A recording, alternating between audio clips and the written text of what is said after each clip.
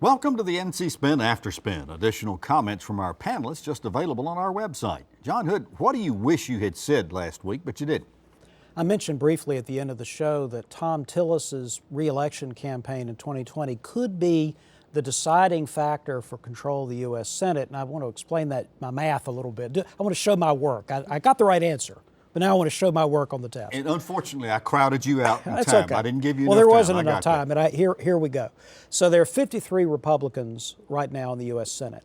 If Donald Trump and Mike Pence are reelected, then they would still have control of the chamber if they lost 3 seats. Of course, if the Democrats win the White House, it would take 4-seat loss for the Democrats. The Democratic number changes.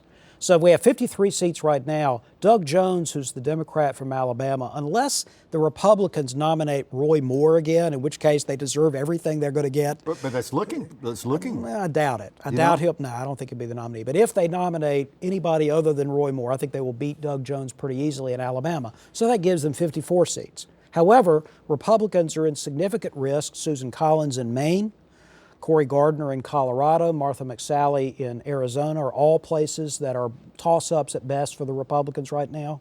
Thom Tillis is sort of a leaning R race, but the Democrats could win it. And if you do the math, that's the 4th seat.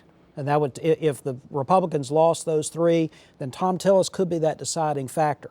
And if this challenge that he's got in the primary turns really ugly, then it might split the party up. If it turns ugly, a lot of people jump to the conclusion primaries must always be bad for incumbents. Not always. It depends on the nature of the primary. Sometimes primaries allow you to, for example, max out your donors twice and do a lot of advertising. If you don't have a high profile, this could help you. But if it gets nasty, that's another story, because then the rating points that you buy are not really that helpful to you, and you have people buying them against you.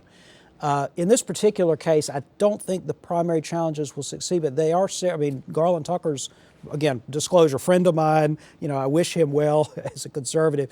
But got Carter Wren running his campaign. Yeah, but I'm not sure that's a likely outcome, but it could affect Tillis for the general election. I still think, however, that the primary factor that's going to affect Tillis one way or the other, and I mean this most sincerely, is simply who the Democratic nominee for president is.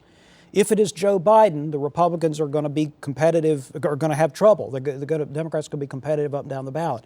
If it is Elizabeth Warren, Thom Tillis will breathe a sigh of relief, because that will be bad for the Democrats up and down the ballot, in my view, at least in North Carolina. Interesting. So I think that's the most important thing that will be decided, and it's on the Democratic side. Interesting. Well, thanks for watching the After Spin. We'll have more video all during the week on ncspin.com.